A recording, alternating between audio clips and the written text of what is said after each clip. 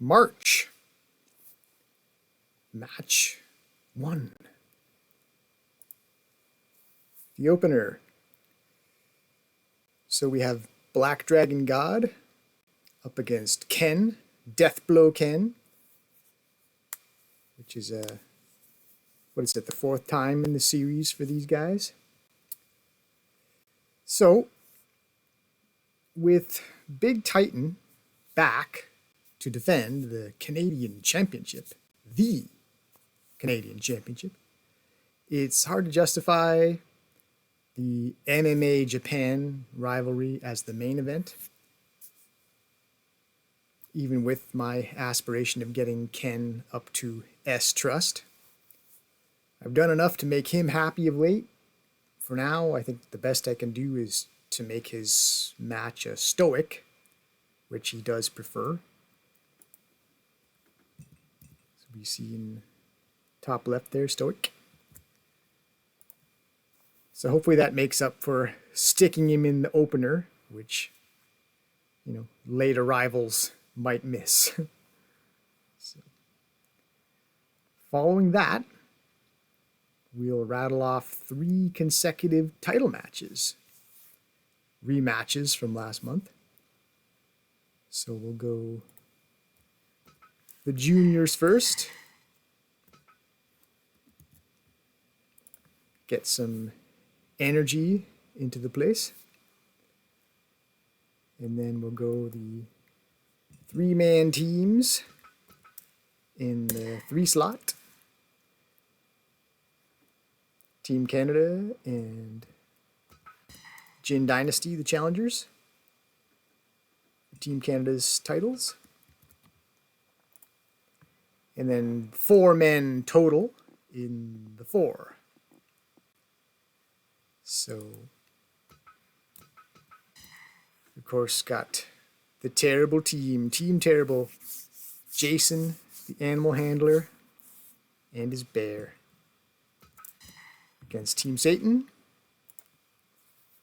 Team Satan being former tag champions, so they get the shot over the MMA Japan team, who has not been champions, and they make just as good opponents as partners as the MMA Japan.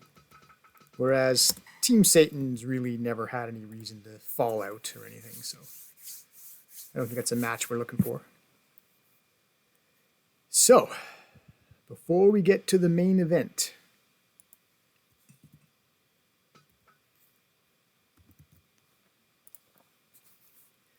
as hinted in the previous event, the Baron Charles Big Mike match for the #1 contendership was too close to be considered decisive. Plus, with a match evaluation of 100%, I imagine people would like to see that rematch, which absolutely keeps the People's Champ, Baron Charles, in title contention. But if he loses both matches, it gets difficult to keep him at this level. So we might need to drop him back down in priority. So there's much at stake for these two. Certainly for the Baron. Okay, so the main event.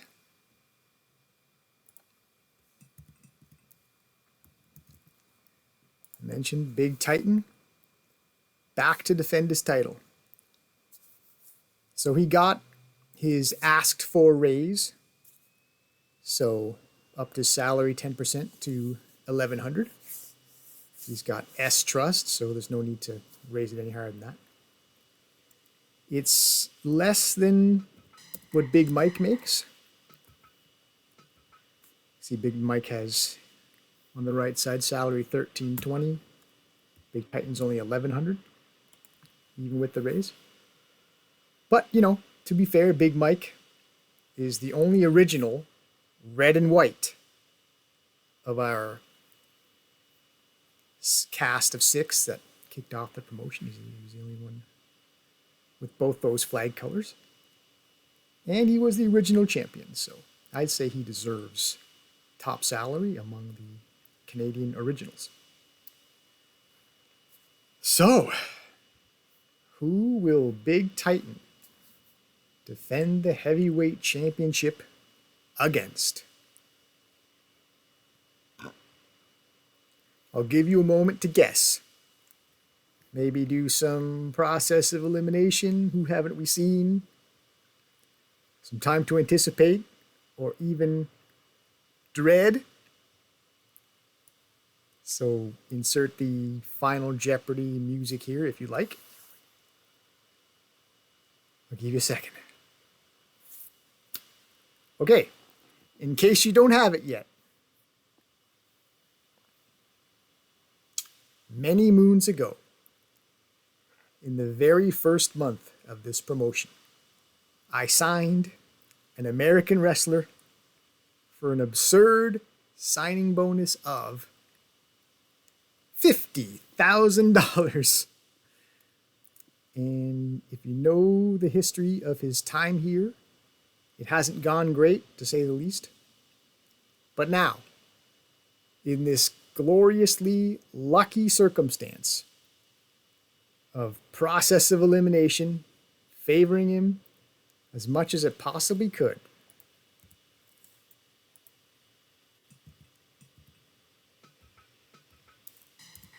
yes, the wise man,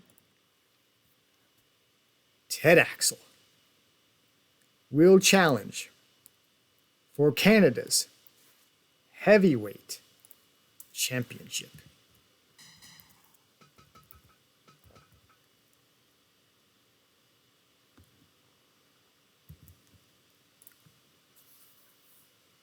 Now,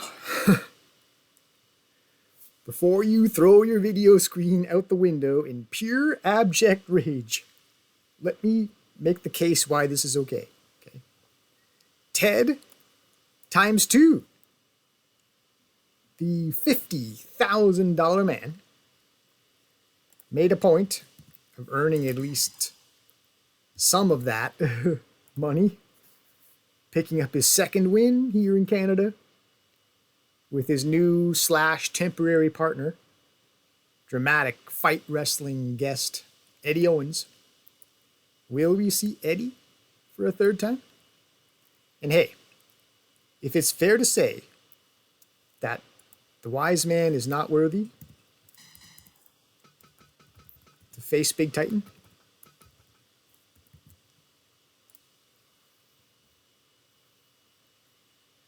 then, you know, the champ should have no trouble putting this pretender away, right? Pretender, I mentioned. I pointed out not contender, pretender. Shouldn't be any problem, right? If Ted Axel's got no business being in that ring. But if Ted Axel wins, your dear CEO can smugly declare, "I told you so." That $50,000 was clearly well spent, I'll be able to say. The wise man truly is the best after all. So that's where we're at. So where are we at for venue? You might direct your attention to the right. Bigger venue. So again, we've grown. We now have too much star power to squeeze into the urban small hall, which has a 5,000 capacity. So you see in the top right, 5,800 is what we would project under that model, which is 800 overage for small hall, even at the maximum ticket price, which we have highlighted there at 100. So we will progress to rural medium.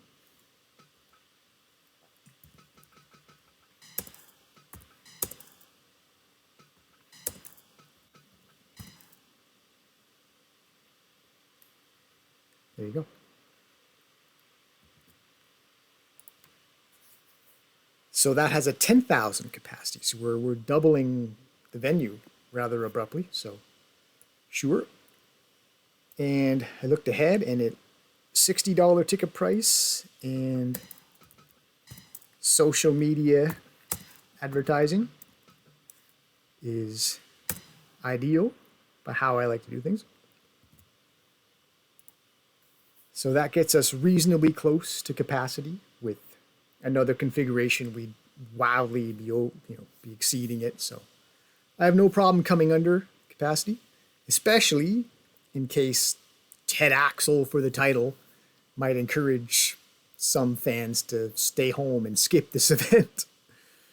So some empty seats, maybe you could justify it.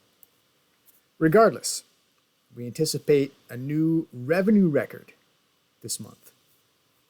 We should actually smash it, actually. Because if you do your math there, ticket price $60 at, well, under 10,000, but, roughly, when you think of like 6 times 9, we're looking at, our previous record was 400,000, I believe. 400,000 revenue, not profit, revenue. So at this math, it'll be like 5.5. So it'll be noticeably higher. So, pretty happy. I believe I can confirm. Those of you who hate Ted Axel are saying, no, don't confirm, reconsider. No, it has to be this way. I have to give myself a chance to get that affirmation. So, okay. Confirm, I'm doing it. Ted Axel gets the title shot. Okay. So, I have 2 matters to attend to before we actually start running the matches. Probably a big reason why we moved up in venue. If we refer to the right side, under Promotion Data, Canada, popularity, we have progressed to Promotion Popularity B. You might recall I mentioned it when we reached C. So we're at B now. We've progressed again. And that was coming off an urban setting. So while the in-game help will suggest that the rural settings are better for improving popularity, you can still improve it at an urban setting. I think maybe just rural's probably more likely to probably give you a slight increase more than urban, but presumably if you keep running events in front of lots of people, good match evaluations, all that, it's still going to improve even if you're doing urban settings. So, B popularity, we're gaining traction in America. We have become relevant. So, but I'll hold off on calling ourselves a success. I think I'll save that for A, if we ever reach popularity A. So that's fun. And second matter, merchandise management. Produce merchandise. So you can see there, our goods are down to 111. So as we mentioned before, it's best to dispose of this. It's wasteful, but we would just be screwing ourselves out of profit. So that's gone. But now that we're playing in front of a bigger crowd, I believe I hinted at this earlier too, it now makes sense to produce more goods because more people mean more sales. So we're going to crank out 3,000 this time.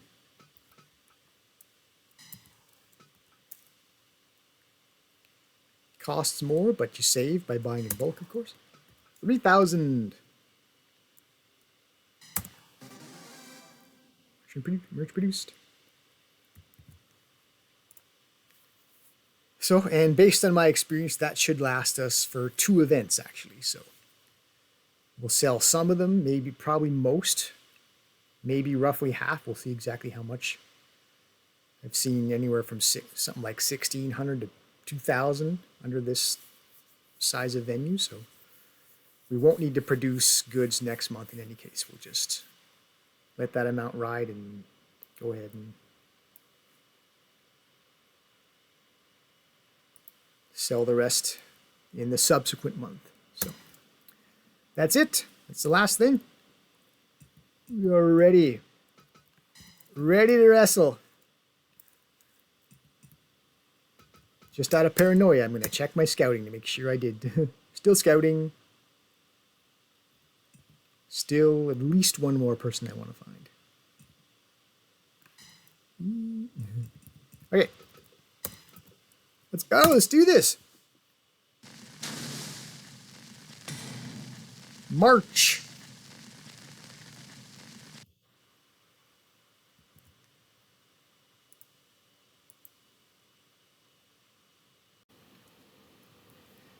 Match 1. Which, as I look back into my record book, seems to me, yeah, this is the match 4 in the series between these two. They wrestled twice over a 3-month span in year 1, something like May and June. About twice in 3 months, and they split that, one each. And then it wasn't until January that they faced each other again of year 2, in which Black Dragon God won that one, won the rubber match. So they'll go one mo at least. Kind of feel like Deathblow Ken needs this match a little bit. Because A, he'd like to even up the series to a piece so that he doesn't fall behind and he doesn't want the other guy to establish like a dominance in the ring. So, difference between 2 and 2 versus 3 and 1 is considerable. As we saw the takedown into the ankle lock by Black Dragon God. Takedown into the armbar. But I would think that perhaps even as important as we saw a headbutt to the back of the head, Ken would like to get this win for the sake of them being perceived as equals, or if they are to team up again. Knees to the face. Because it might be more harmonious to work as a team if you feel like you're equals, as opposed to one guy seeming to think he's better than the other. But I guess it'd be easier to pick a team leader.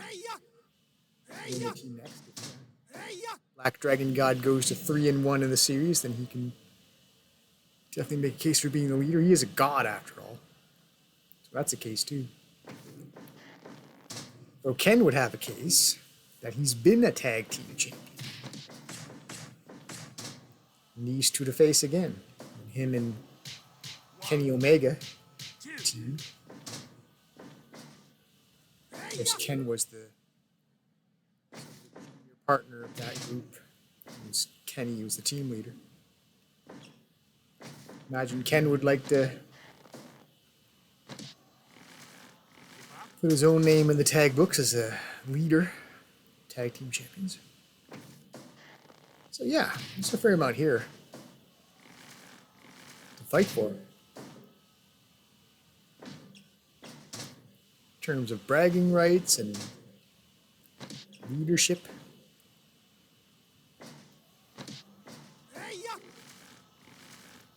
Turns him over into an armbar. So I yapped for about 4.5 minutes about the significance of this match. Maybe actually watch the match and call it.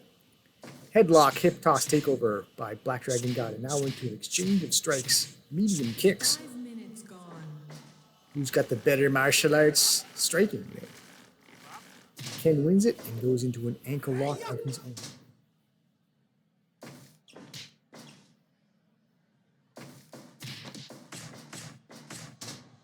face now, Black Dragon God. Oh, there was that vertical suplex brainbuster. It's pretty dangerous.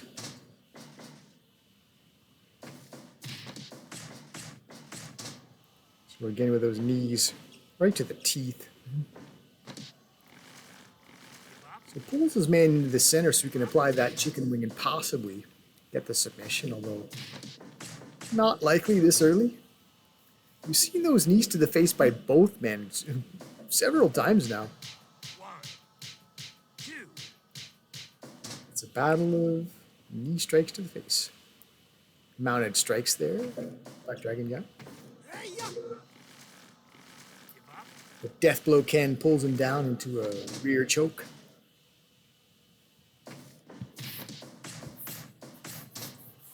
This has been an absolute knee face fest.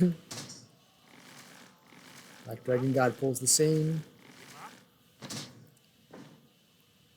Sort of arm trap choke. Belly to belly. Back to the arm trap.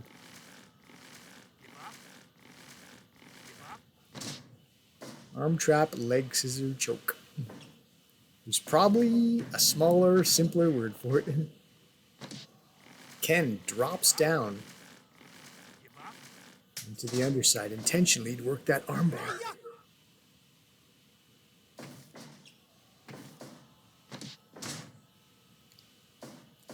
Elbow to the back of the head as we get to the 9-minute mark.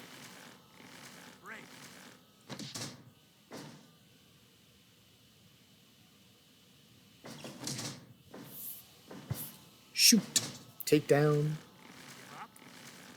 Into the ankle. We're still under 10 minutes, so probably wouldn't see a submission quite this early. Guess we could. It is singles. So Ken eats that shot, but then counters with the submission attempt. What was that, armbar? Again with the arm trap, rear choke.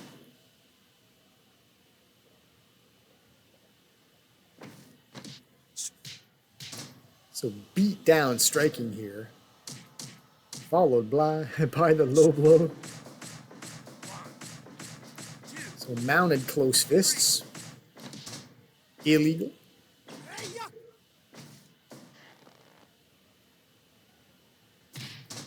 Death Blow Ken brings the action back to our main sponsor, Strong Management.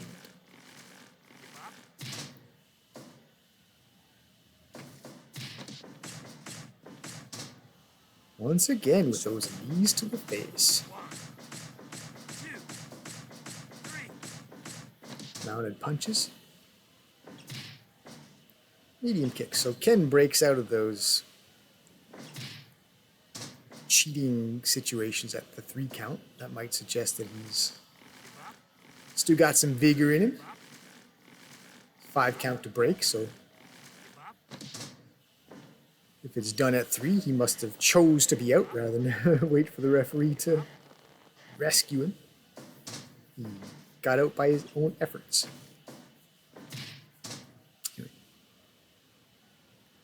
Knee to the gut. Black Dragon God unable to follow up because he's getting a bit winded. There's that suplex brainbuster again. Gas pedal in the middle of the ring. That heel grinding into the crotch. It's probably an ankle submission, but I'm going to say it's a crotch grind. So guy's missing from range with the striking.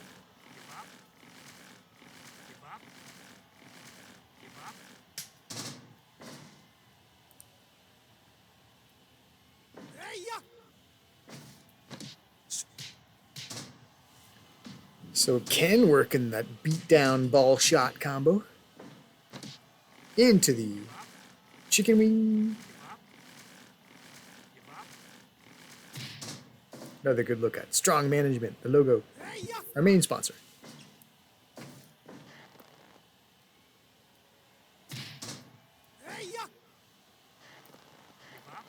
So into that elbow grind. Torture submission. Ken is back to the beatdown on Black Dragon God.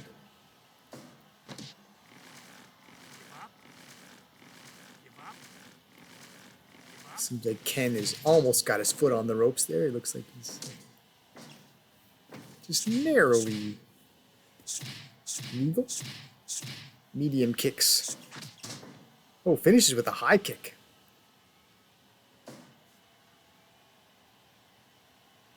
Could that be the telling blow? Black Dragon comes back with a medium kick. Ankle lock. We're well past 16 minutes now. I think we could see a submission anytime. Just a straight up punch to the face. Black Dragon God spins around, falls on his face. Now some wear down with the rear mount punches to the back of the head. Ken brings it back to the middle. Black Dragon God reverses into the ankle lock.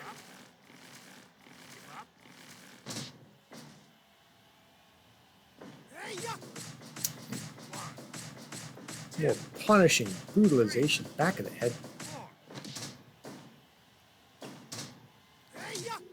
Cheat a little bit to soften the guy up for a possible eventual submission. And there we have it. Well, I guess that's one route to victory. Cheat just enough to take significant advantage, inflict serious punishment without being disqualified, and then slap in a submission hold. In this case, it works. Whatever works.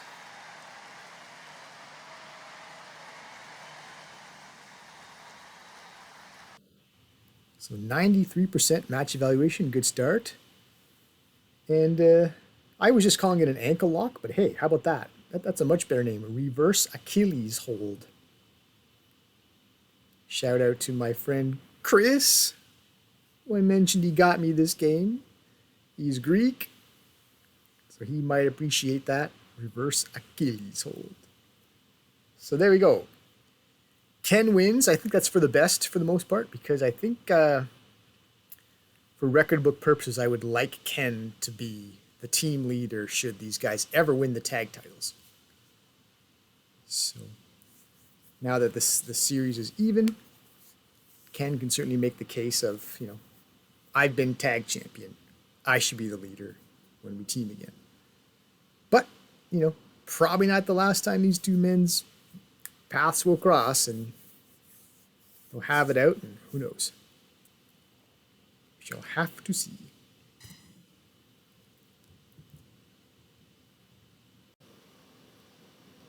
Match 2, as Miguel Hernandez of Mexico Miguel,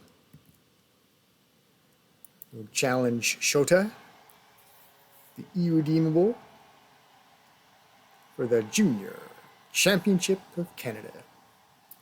Speaking of Shota, I should mention minor correction. And I was referring to his fight style previous match. I was mentioning that he was fond of takedowns, I think I said. Which is not really, I don't think really is actually his forte. He's really more about knockdowns, I think. Which is, I think, an important distinction, because takedowns imply grappling, wrestling. Knockdowns imply striking, which is, I think, more what Shota is about. Your Canada Junior Champion opens up breathing fire. Fire first. Can't argue with that. Can't complain about that. Awesome way to start. And he's going for it again. 2 misses, though. Maybe it's not such a good idea to do that off the start, because your opponent might be ready for it. Is your opponent ever really ready for that low blow? I don't know if any man is truly ready for it. And for a big looping haymaker, settle for a more minor shot to land. Brass knuckles. I guess Miguel figures, well, if you can cheat, so can I. If you're going to breathe freaking fire and low blow, least I can do is bring a foreign object in the ring and smash you in the face with it. I think that might be the Texas cloverleaf. Why not? Isn't Texas has Mexican heritage from original Spanish settlers? Places like El Paso, San Antonio. So yeah, why shouldn't Mexico Miguel use the Texas cloverleaf? Anyway. Elbow grind.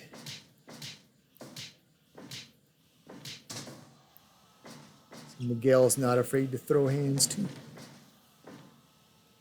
Knee across the tattooed chest of the Irredeemable.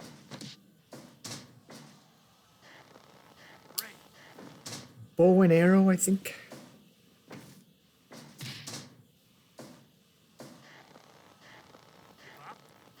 Dragon Sleeper. Dragon Sleeper applied. Biting. More cheating. It looks like the mask did not save Miguel. Breathing fire again. The mask didn't save Miguel from being split open by those teeth.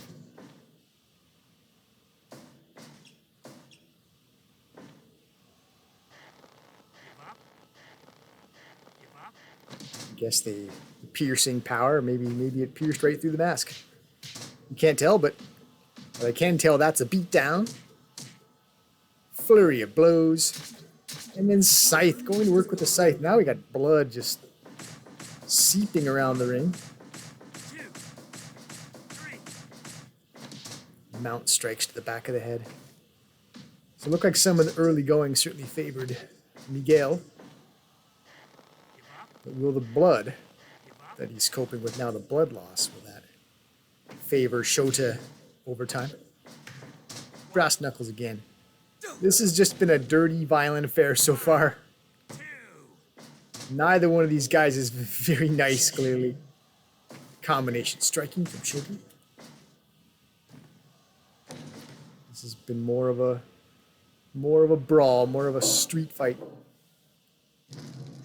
Fire breathing again. Is that the fourth time? Fire everywhere, blood everywhere, moonsault off the top rope. Running moonsault following up. There's even blood out of the... Is that blood out there on the floor? Looks like it. Anyway, Frankensteiner into the pin combination 2.9 across our main sponsor. So undaunted by the blood is Mexico Miguel. Drop kicks his confused man from behind. Windmill striking. Into the torture grind. 8 minutes.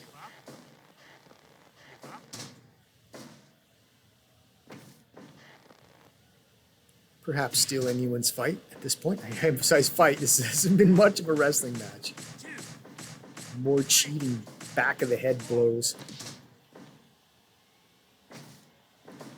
Both men haven't been shy about bending the rules. Oh, we're going to the top rope here. Could we see a superplex? Countered. We heard like a ripping motion there. I'm not sure what Shota did, but must have done something irredeemable. Combination shots. Back of the head again. This has been a vicious combat so far. These men, they've won a match each. Who can say who's the number one guy? Combination striking. So now they're just out to just be as brutal and vicious, whatever it takes to win the match. Both men want to win the rubber match.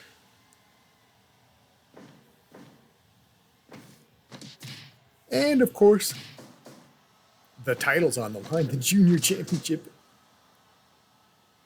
Kick to the side of the head. Approaching 11 minutes now. Biting. It's not too late to draw more blood, I suppose. Oof. Looping left hand strike. Floors the opponent with a knockdown.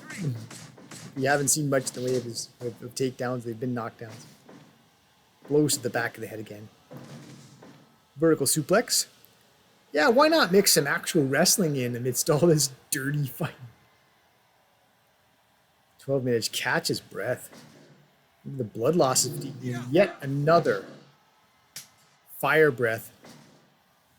And now, Miguel trying to induce a disqualification.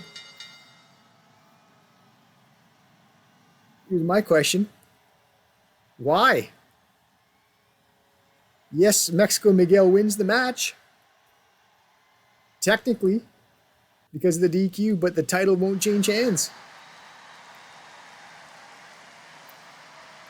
Maybe I'm going to say derangement due to blood loss. I think Mexico Miguel lost so much blood, he lost sight of what he was doing. He got confused. And if he was champion, maybe he had some sort of amnesia from blood loss and thought he was still the champ. And thought, if I just induce a DQ, I'll hold on to this title. Instead, it's the irredeemable who remain junior champion. Well, I mean, the crowd didn't mind it. 95%. Normally, you might not be in love with a disqualification, but it was hella entertaining the whole way through. Between all the rule breaking and the blood loss, yeah, I enjoyed the match thoroughly. The irredeemable keeps the junior title.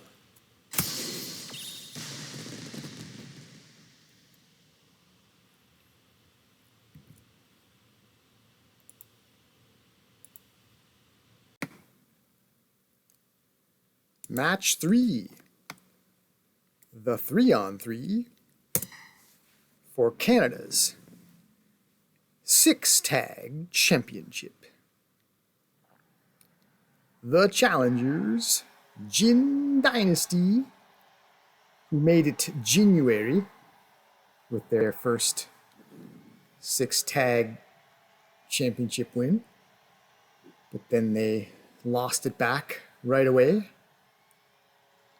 to Team Canada.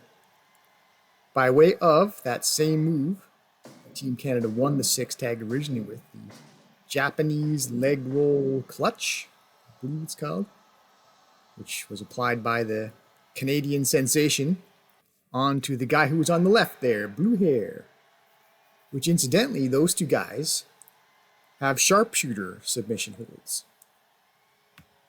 The old Bret Hart sharpshooter, or Sting's Scorpion Deathlock, but for Canada purposes, we'll call it the sharpshooter, certainly. And yeah, the sensation and blue hair, they used the sharpshooters, I believe, in the previous match. It was dueling sharpshooters, so perhaps those two will face each other in singles someday. For now, Wolf Hockfield starts it off against the Trick Prince with a body slam, elbow drop to the face. We're in Team Canada's corner now. The Wolf is cagey over there, trying to draw the Trick Prince into Canada territory. And now just brazenly making his way over to the Jin Dynasty territory. Big chop. Almost called it a slap. But a slap is more of a forward swipe with your hand. Chop is more of a backward. Right? These little distinctions, they're important. If you're going to bother to call the action, you might as well at least try to be accurate. Okay, so now we're getting sensational, even though he just gets immediately body slammed for his trouble. The Canadian sensation, he's in there. Big headbutt with the possibly loaded mask.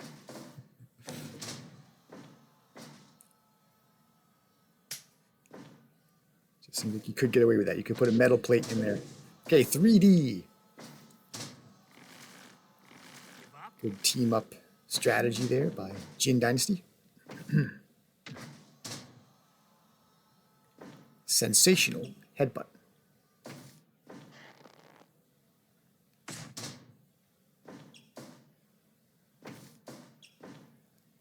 So blue hair is in there now. These are the two sharpshooter guys. Lands the back suplex. Because if you recall, the original sort of sub-rivalry of this 3-on-3 was apparently blue hair and Wolf Hockfield both had fire jumping power bomb. Don't know if we've really seen either do that. This has been the real rivalry that's emerged within, is the sharpshooter rivalry, at least in my mind. Blue hair and the Canadian sensation. Anyway, back to the action. Ooh, Wolf Hockfield maneuvers his way out of that vertical suplex predicament. Double arm suplex into the turnbuckle. Tags off to his old tag team partner from the early days, Omega. Got 4-man in the ring. The Wolf applies that arm bar.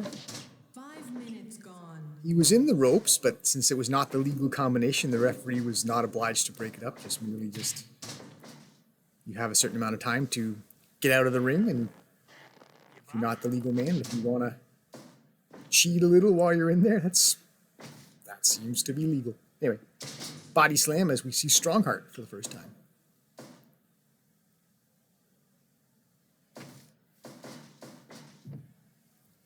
Strongheart is not shy with the strong moves. Though he eats an elbow to the back of the skull there. The Wolf is back in.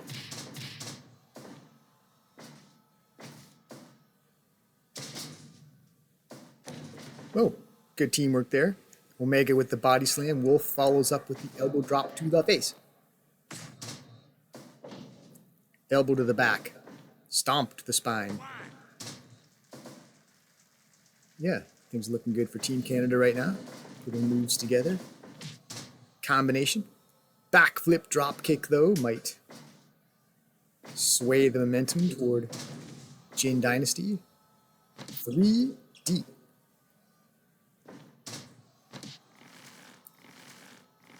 And into the Jin stretch. Strongheart stretch.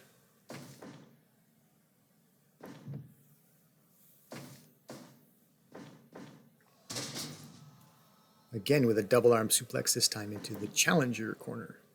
The blue corner. Well, again another tag off to Omega, and we'll see a double vertical suplex. I feel like that kind of should have been the Sensation's turn to get back in the ring. Eye rake. I think the Trick Prince is looking for a way to change the complexion of things. It seems to be kind of going Canada's way. Some sort of leg trap,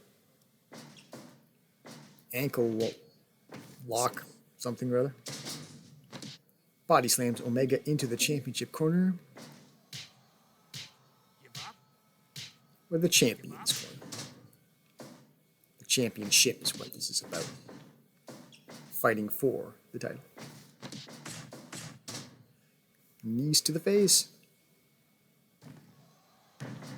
Oh. Coup de grace, I think that's called. That stomp from the top rope. 10 minutes gone. Missing, though, probably hurt your ankles a little bit. Not just dropping, but jumping from a height to crash down on both feet. I've done that more than once in real life. I don't recommend it.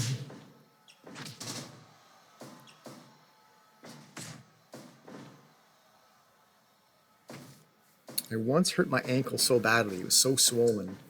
I thought there was something seriously wrong and I went to the hospital over it. Only to be told it's just some inflammation, apply some cold to get it contracting. But yeah, that was some serious pain and discomfort.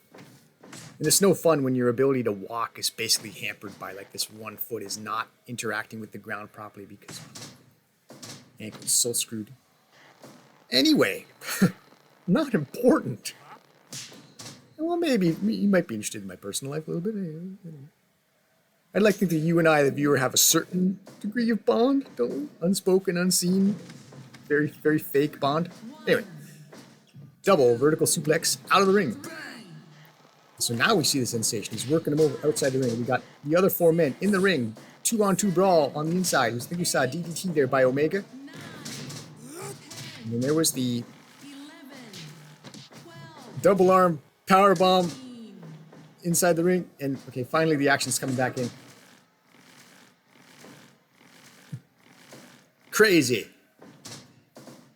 It's one thing you can pretty much count on with these 6 tags is that sooner or later they'll devolve into just madness.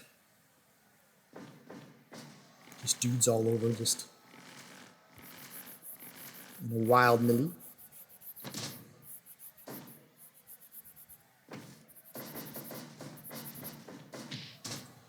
Wow.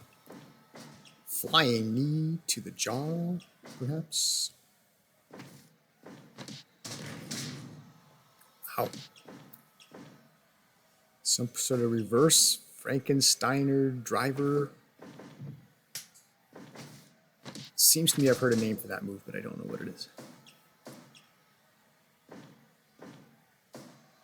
What's better, to have a simple name, it's like 1 or 2 syllables, but you wouldn't know in the dark what it is?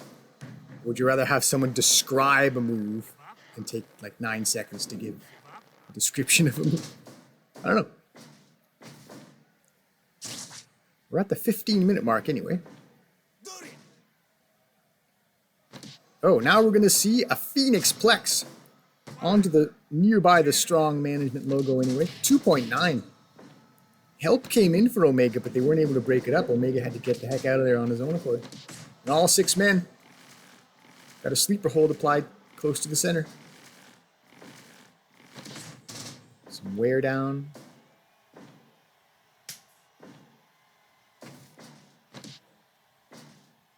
We have some sort of fisherman brainbuster. Golden Trigger! Good double team. Driving those knees. Oh. Some sort of back rolling victory pin combination 2.9. It was sharpshooter on sharpshooter there. Well, we haven't seen that submission attempted this match yet.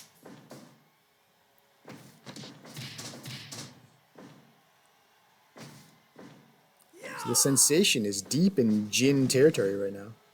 Takes the 1-man gang forward face suplex. Green mist applied by the Trick Prince, and while the Sensation was confused, spinning sidekick to the gut. But despite maybe losing his vision a little bit, the Sensation still has the whereabouts to flip his way out of trouble there and even go back on offense. Now all 6 men again. I think everyone's getting the sense that this match could end pretty soon. We, don't take any chances on your dude being finished. If there's any sign of trouble, just get the heck in there. Now we have the assisted powerbomb. Trick Prince desperately trying to get out of there. Eye rake and then some sort of modified tombstone.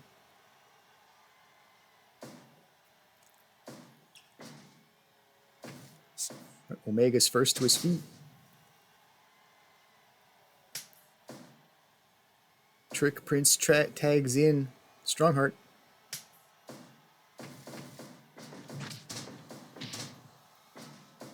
Some wild action in there. I think I saw a super kick.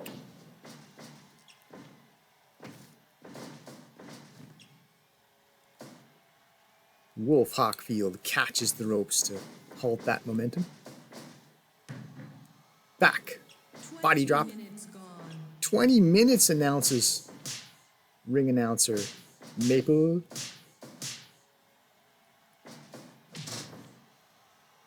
drop kick to win that exchange there by Strongheart. Wow, the Wolf goes behind into the neck breaker.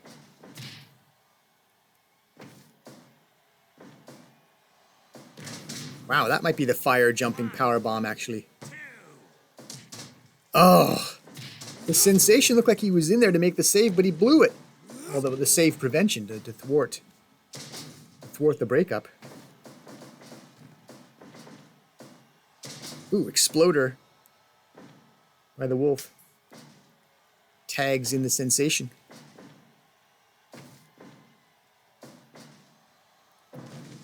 Vertical suplex.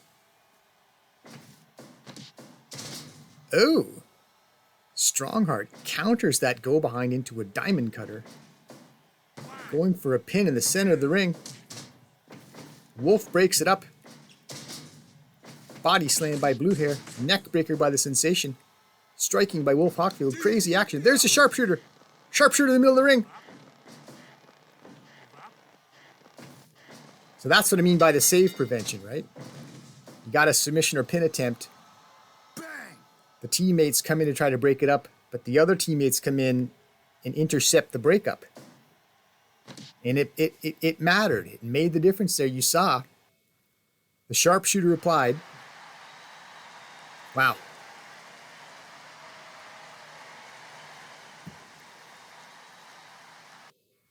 Just had to give the crowd a chance to go crazy for their home country boys, Team Canada. They 100% match evaluation, extended cheers. I'm going to imagine those were extended cheers. But yeah, the sharpshooter was cinched in, and because his teammates came in to prevent the breakup on the submission attempt, that bought the Sensation just enough time to actually secure the submission. Otherwise, we would have had the match would have continued. So, Team Canada holds on to the titles, the 6 tag titles, in dramatic fashion with a sensational sharpshooter. And still,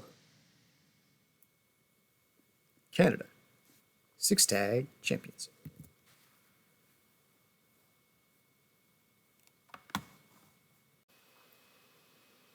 Match 4 for Canada's Tag Team Championship. So the challengers, Team Satan, seems to me they've had at least one. Well, they faced Team Terrible last month. And they may have fought them before. Haven't checked the records recently about that, but seems to me that the challenge was brushed aside fairly handily last month. Match evaluation was 70 something, and the issue never really seemed to be in doubt. It was another very good performance by Team Terrible. So hopefully, Team Satan, as the champs come down, the terrible champions of Canada, hopefully Team Satan has gone back to the drawing board. Satan's general has devised some new scheme. We can have a more competitive match here. The general starts out against the bear. He tries that Chicago Bears football charge. That's not what it is. Anyway, double arm suplex. Impressive display of strength by the general.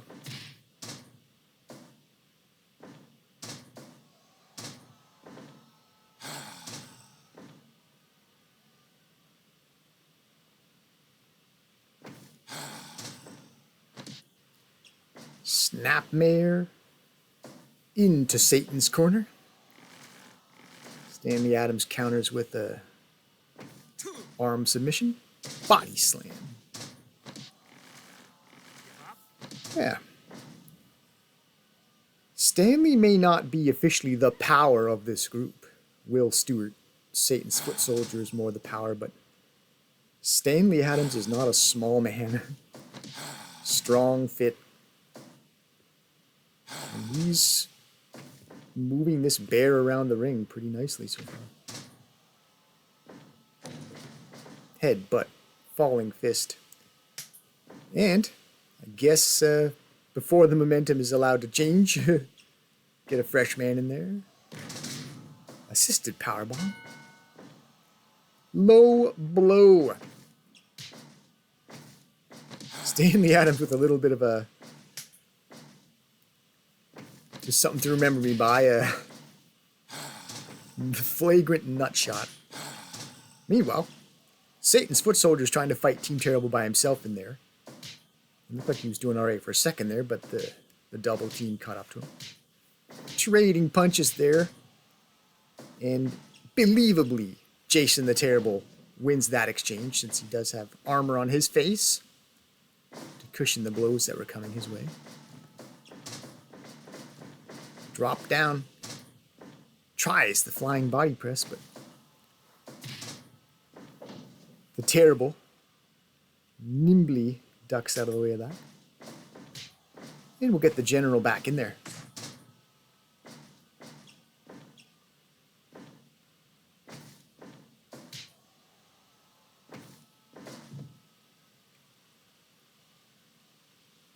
In the satanic corner. Double arm suplex out of the corner. Body slam in exchange. Ooh, jawbreaker. Using the helmet as a weapon. The hockey mask.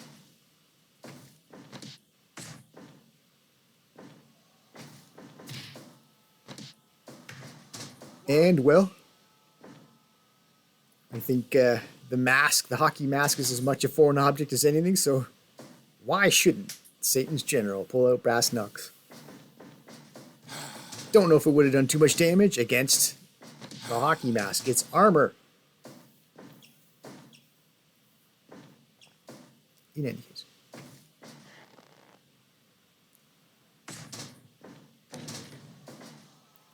Senton. Rolling senton. Rolling satanic senton by Stanley. Yeah. 7 minutes, eh? Okay, there's that front face lock guillotine style choke, which we've seen the bear, Terrible Ted, used to terrible effectiveness in the past.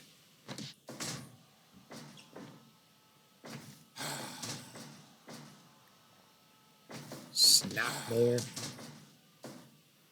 Leg trip. Or just a standard trip. There's your awesome display of strength. Gorilla press. Gorilla press on a bear. We got different animals involved here. So that's what I was talking about. Will Stewart is more the pure power of this group. Whoa, whoa. The General's more the fiendish intellect. The evil genius. The mastermind toward perhaps someday having Team Satan be two-time tag team champions and get it done in a matter of minutes from now. Incidentally, fun fact, Team Satan, as we see the assisted powerbomb across the Strong Management logo, Team Satan is the first American champions here in the Canada Wrestling Promotion. CWP, if you will. 10 minutes. I mentioned a while back that Ken was the first non-Canadian champion, being Japanese. Another one of those jawbreakers using the hockey mask as a weapon. Forward. Pile driver. Team Satan, the first American champions. Miguel Hernandez, the first Mexican champion. So. 1, 2.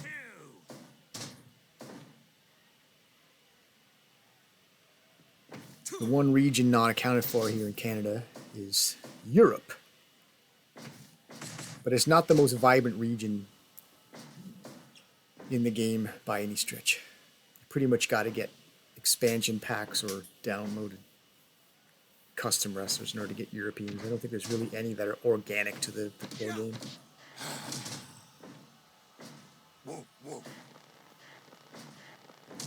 I don't know that Europe has traditionally been a much of a hotbed of producing wrestlers, more so these days. You see the giant swing executed by Satan's Foot Soldier. Think of guys like Gunther right now, world champion. Will Ospreay, international champion. There's some big names coming out of Europe right now.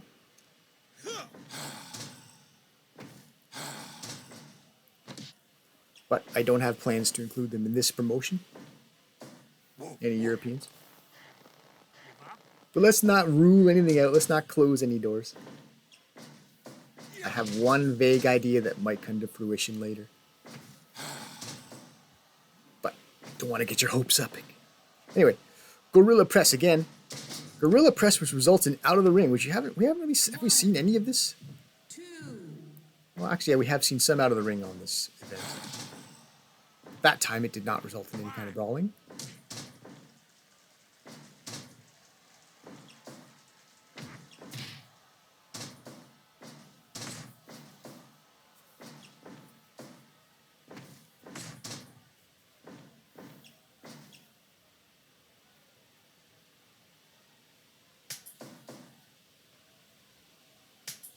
Whoa, whoa. All 4 men in the ring, by the way. As I was lost in reflection there for a moment. Action was going on without me. Satan's general is going to fly. Flying body press, but we're in the ropes. Break. That's not going to stop Terrible Ted from coming in there and seeing what's what. Participating in a double team. Clothesline. In Satan's corner. Past the 15-minute mark. Getting into that time frame where we could see a finish. Satan's general setting Jason the Terrible up there for an avalanche. Forward pile driver. I don't know if the mask would protect you against that sort of impact. Where your weight's being just crashed down like that.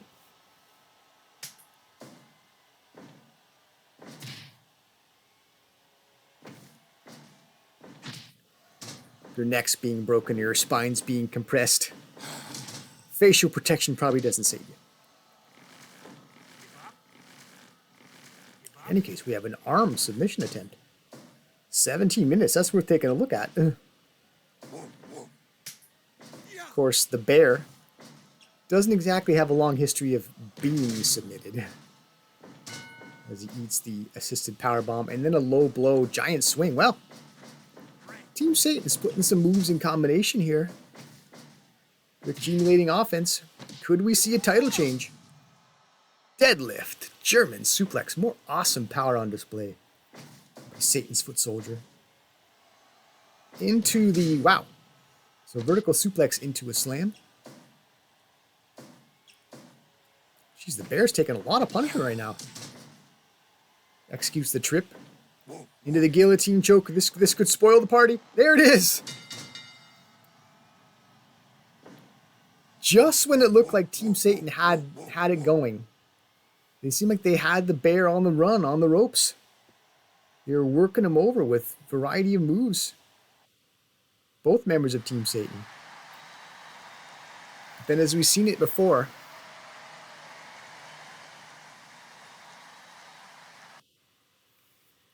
the bear can pull that out at any time. He just applies that freakish bear strength into a submission, and it's curtains.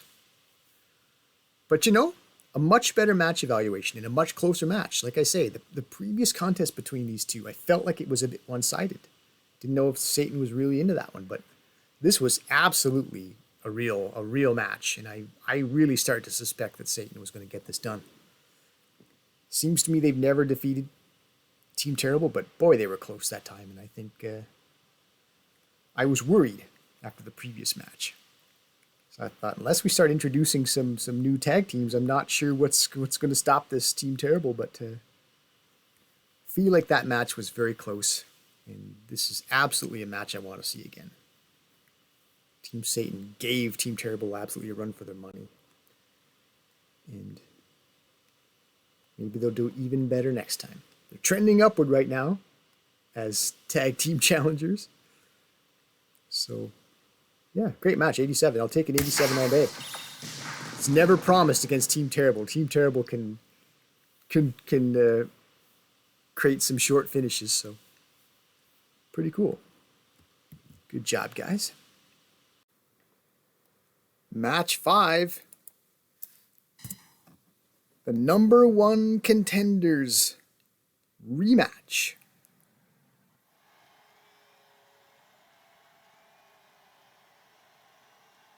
The people have clamored for Baron Charles to get this far, to be in the picture for the heavyweight championship. He battled the former 2-time Canadian heavyweight championship champion in the previous month. We're talking about this man here, Big Mike. The Baron fell short of securing the number 1 contendership. But such was the match, how spirited and close it was, that this rematch was demanded. Not by any one particular person, maybe, but it was called for. Delayed vertical suplex. So just start by making us wait. Why not?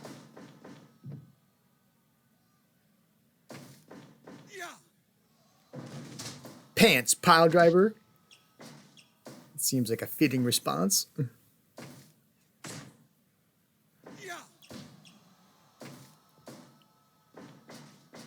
Oh, so we're into the double arm suplex, but maybe a bit early to pull that off on such a large man as Big Mike. Mike was able to escape it with a backdrop. We're back to that delayed vertical suplex.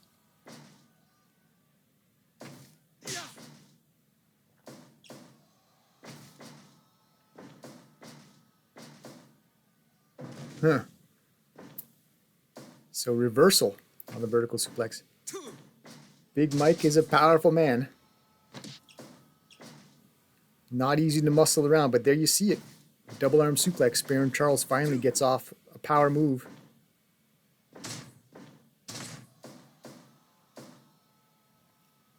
Can he settle in?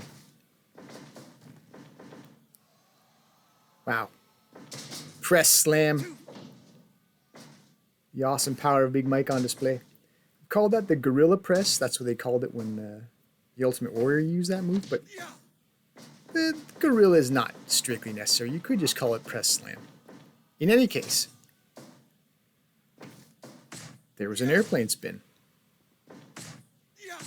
It's been one of Baron Charles's tactics in the past. Try to dizzy your man. Wins that exchange of strikes with a European uppercut. Oh. And never too early to pull out tactics like this. Make your man very uncomfortable and even sit on his face. Sitting on the beard of Big Mike, the big beard. Well, we'll see if that rattles Big Mike enough to play into the Baron Charles's sinister hands. His underhanded deeds.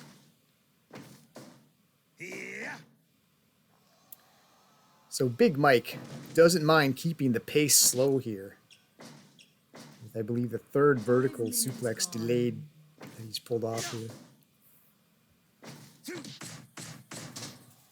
Guess he figures this is how I'm going to control this match.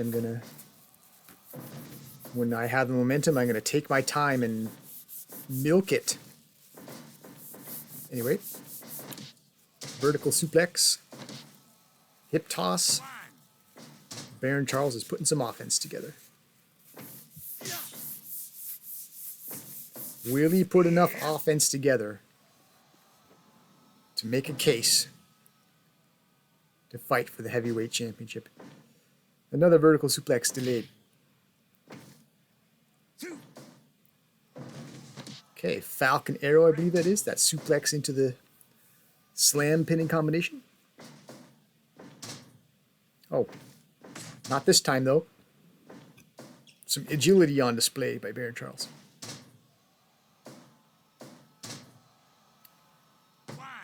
Rolls him up. 1 count still early. It's only 7 minutes in. Wow.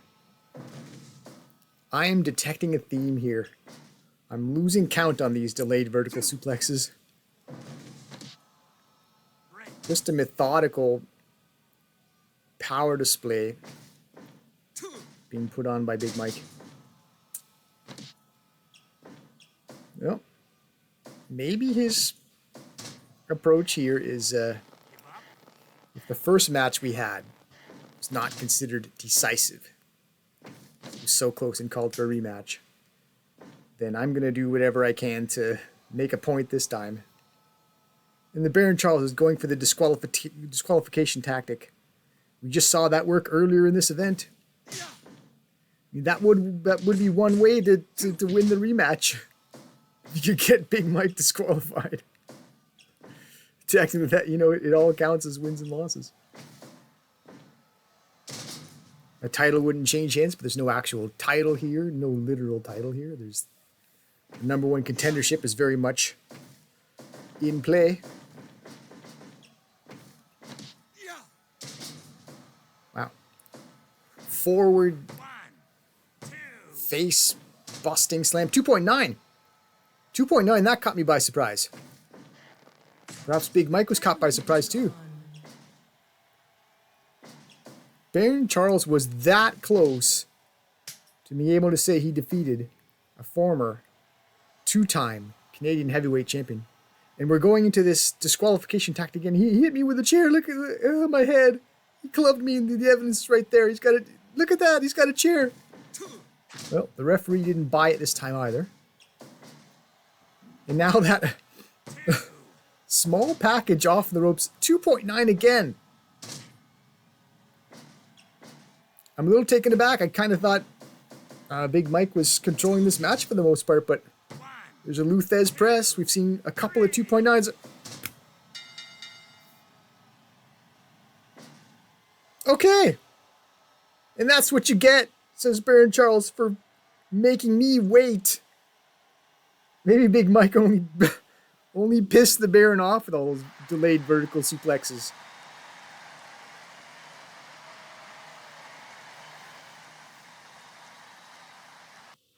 I was already pondering where does Baron Charles go from here after he loses this rematch, because it looked like Big Mike was handling it.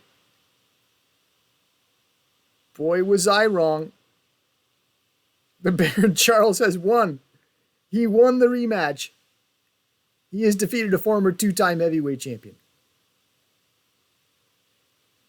83% match evaluation. Absolutely, we'll take it. Okay. Just gotta collect myself. It came out of nowhere. I didn't see it coming. I thought the Baron still had some work to do to get this done, but okay. Here's where we're at. The people willed Baron Charles into a push for the heavyweight championship.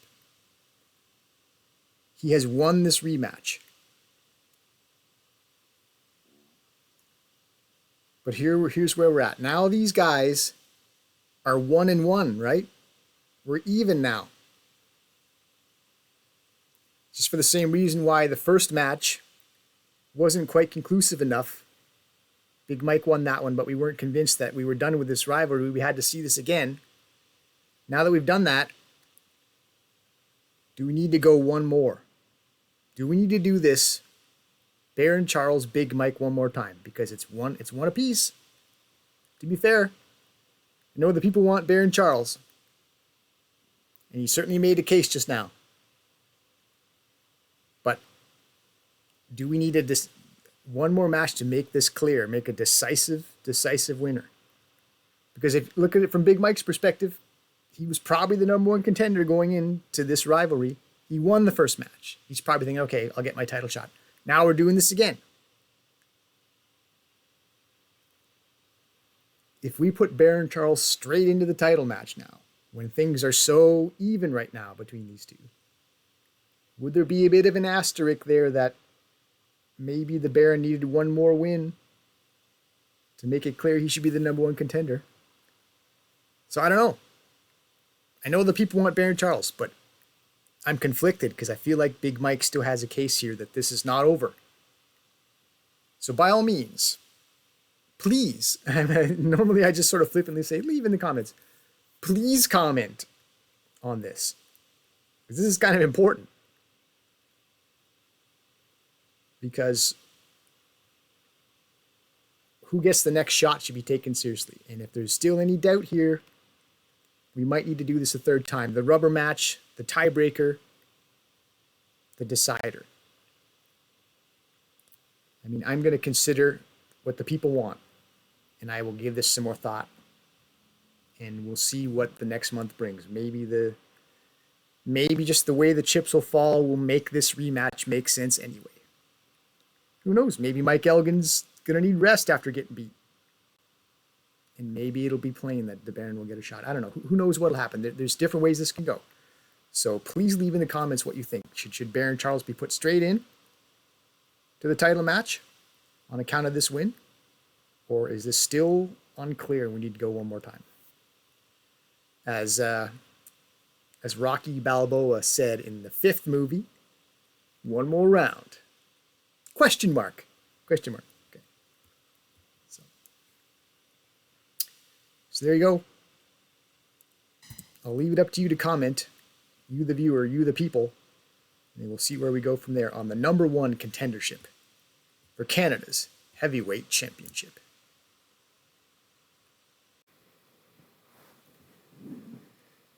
Ted. Titan.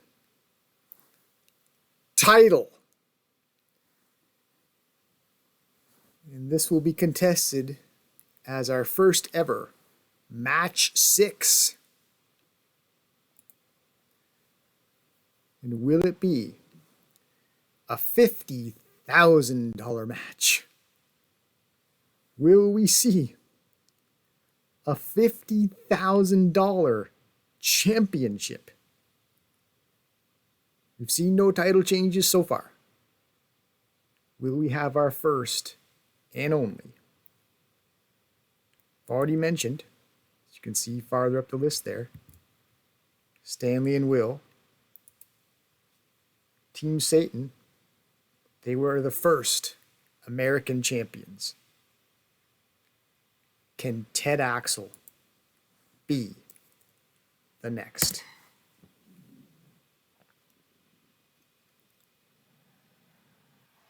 For the Canadian Heavyweight Championship,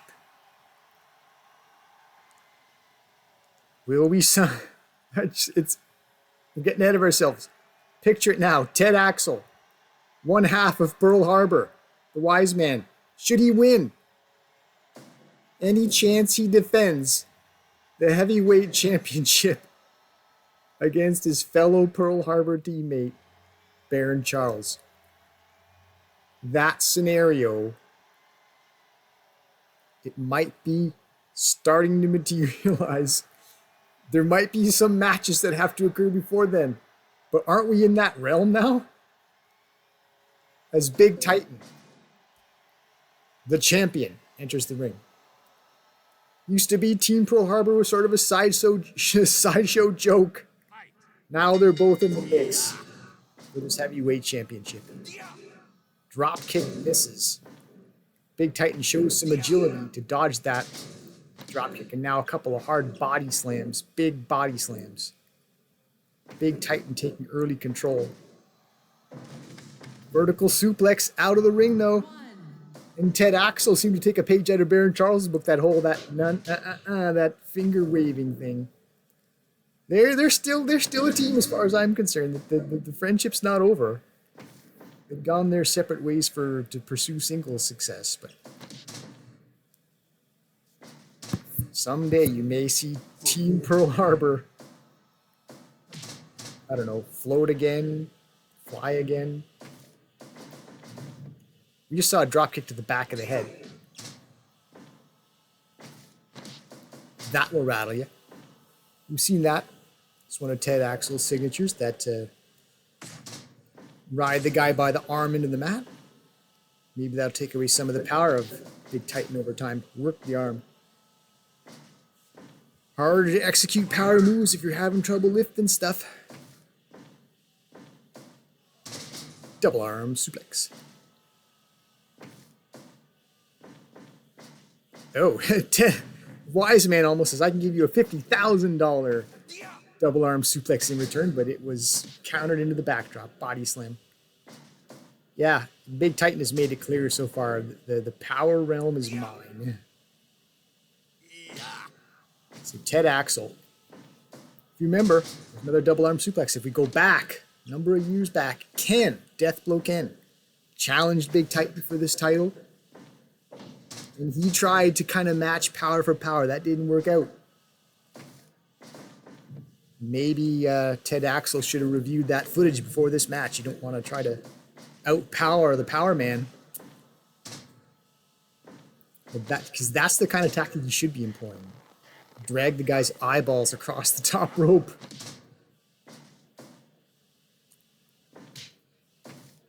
What a $50,000 man needs to do is strategy over strength. Big Titan spear. Another dropkick back of the head, but there's a DDT. There's a momentum changer. 5 minutes gone. First 5 minutes, what do you think? Seems pretty even to me. Maybe Sleda should the champion, as he lands a vertical suplex, but Wise Man Ted Axel's absolutely been in this match. Vertical suplex. He hasn't had many wins. He's had 2. What a time for third time's the charm. If Ted Axel could make this work tonight, he would be Canada's heavyweight champion. And there's the dragon screw leg whip. Crossface, chicken wing. Maybe more attacks on the leg would be good too. He's worked the arm, now he's started on the leg. If Ted Axel can gradually dismantle Big Titan's power through his limbs. And there's a spinning back suplex. Ted Axel's on his feet before he can be exploited. Into a sleeper hold. Didn't Brutus Beefcake used to do that too? Into the ropes and then slap on the sleeper while in motion. There's that bulldog, that new age bulldog. Mentioned that before. He used to be a headlock you bulldog a guy into. But anyway, was that one of those backflip dropkicks? I'm too busy back in history now. I gotta pay attention. Pride myself on being a bit of a wrestling historian, but live in the present too. Arm breaker. Get to 8 minutes. Big Titan catching his breath. Power bomb. 1, 2. Catches a bit of a breather while he goes for the arrogant pin attempt. No hook pin, just the press on the chest. Two count apiece. So yeah, this is absolutely anyone's match. Absolutely. Dragon screw leg whip. There's that leg again. Oh, super bomb. Did we think that was called the choke slam into the sit down power bomb?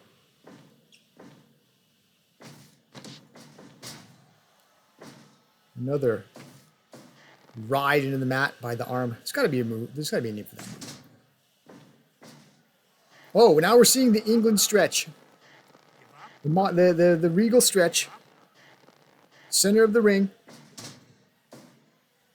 We're still under 10 minutes though, so that would be a bit of a shock finish, but 10 minutes gone. more arm twist maneuvers.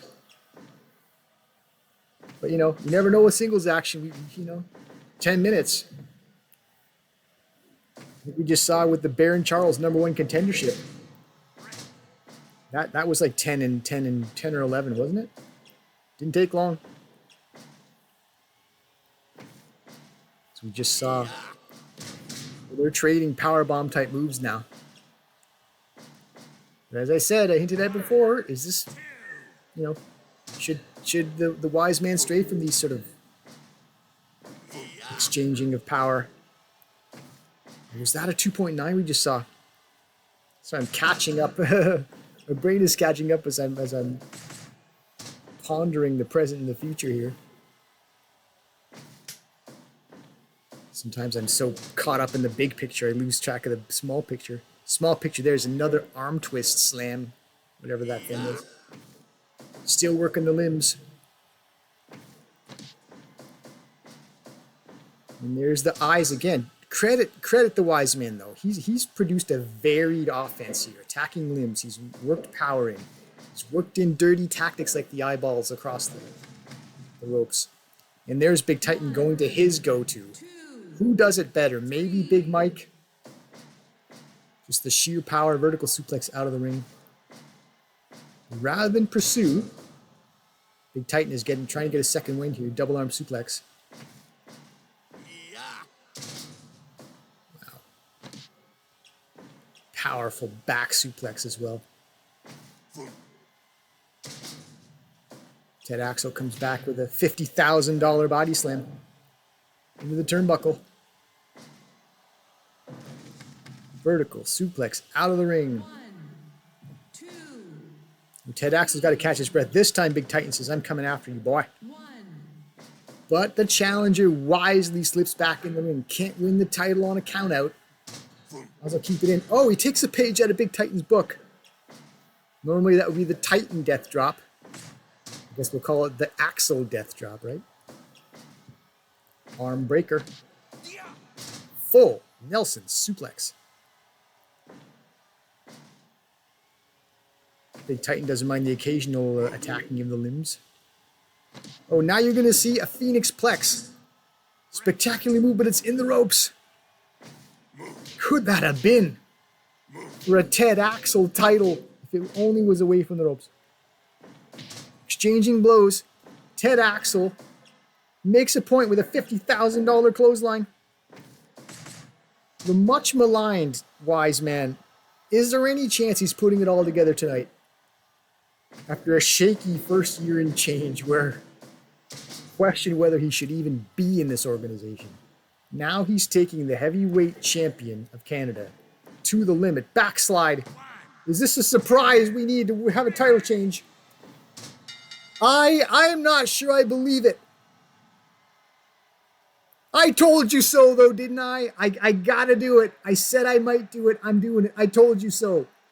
This was the point from January, year one. Okay?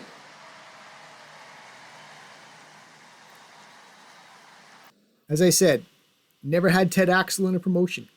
I saw a chance to get him. The price was high, but I thought, this man looks the part. Can he get it done in the ring? For the longest time, the answer was heck no. But he hung in there. His opportunity came. There was a little luck involved. It was based on other circumstances. In a weird way, follow me here. The will of the people, in an indirect way, led to a $50,000 champion because, if you go back a few months, I was saying, until the people started to rumble and tremor about Baron Charles needs to be champion, I was just going to put Pearl Harbor into another tag match. They'd probably get beat. Who knows how long that team might have remained irrelevant. Word got out Baron Charles needs to soar like an eagle. So he was pulled out of the tag mix. And he's been trying to work his way into this spot. To be fair, he couldn't have been put straight into the championship match because the champ wasn't available at the moment. So Baron Charles got wrapped up in this number one contendership rivalry, which I think goes on. And while that was going on, almost like out the side door, in comes Ted Axel with this, let's call it what is a bit of a BS luck opportunity that he got here. Hate to laugh. For those of you who might be outraged, this should have been Baron Charles' spot. And now his tag team partner, who's who maybe cost Baron Charles some matches.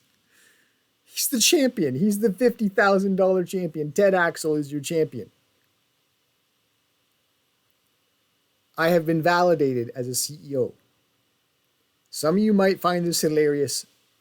Some of you might find this the underdog story.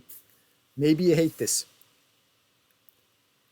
But I gotta say, I love it because of my vision of this as the CEO from the first month has come to fruition. It's taken more than a year. And believe me, as you saw, I didn't go to any trouble to put Ted Axel in a championship match. I didn't bend over backwards to make this happen. This sort of happened organically. The chips sort of fell this way. It was, like I say, it was a bit of a process of elimination that these two even got in the ring together. But when the $50,000 man got his chance, you can't deny it, he made good. He won.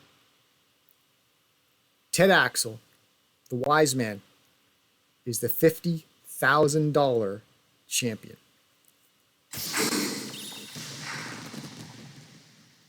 New Canadian heavyweight champion.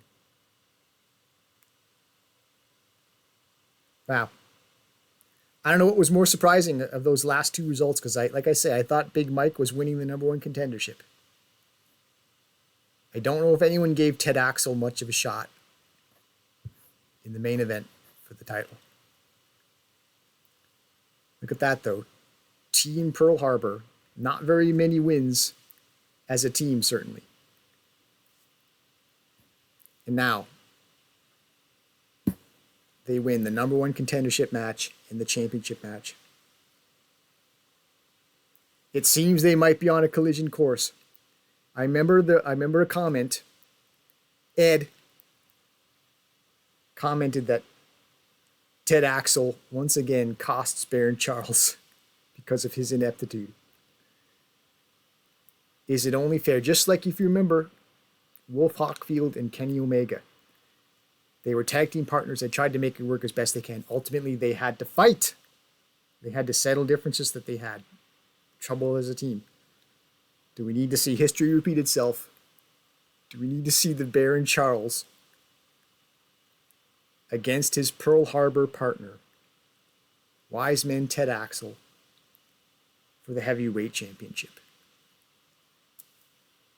It's a lot to absorb here, a lot to contemplate. Decisions to be made. Oh. So, here's... okay. This is less about a decision and more about a consequence. Miguel Hernandez, despite winning the junior match for the title, not winning the title because of DQ, he won the match but not the title. Despite that unusual finish of a DQ, Miguel's hurt. He's going to need 2 off. Okay. Not sure what that does with Shota for the next little while. I don't know if Shota's going to have to get in there with some heavyweights while he waits for Miguel to come back and challenge him again for the junior title. Okay. That's interesting. 2 off. Okay, there it is. There's the confirmation. More importantly, if we want to go for the single most important championship, Canada's heavyweight champion, Ted Axel, the $50,000 Wise Man champion. Fiasco? Maybe. But it's reality. He's the champ.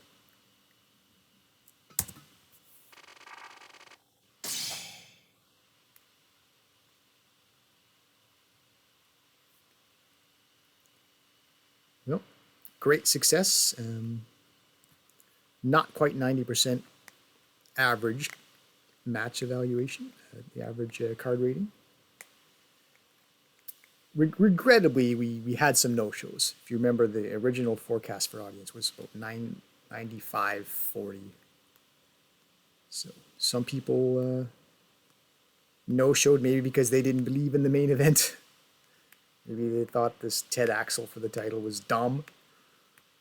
People just decided, we can skip it. Big Titan probably squashes him in 9 minutes, and why waste our time?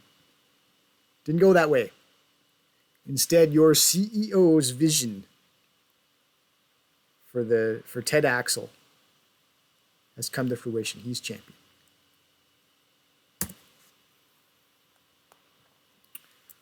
Well, how fascinating. And it appears though we blew the doors off our previous record for revenue. Seems to me the previous high was 400,000. This time just under 600,000 in the top left for income. So serious revenue, serious profit. Last time we merely grossed 400,000. This time we profited over 400,000. Monthly balance in the middle there. Over 400,000. So we climb well past the $2 million mark with that. So pretty big deal. We're now officially a multi-million-dollar promotion because 2 is plural, right? 2 is multiple. So, well, may or may not be an outro.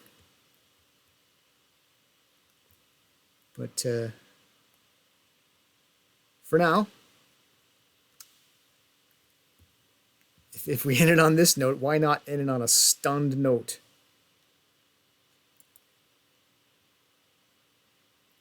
That's it for March. Join me in April and see what the heck happens next. Where do we go from here? I'm not even sure I can comprehend it all right now. See you next time.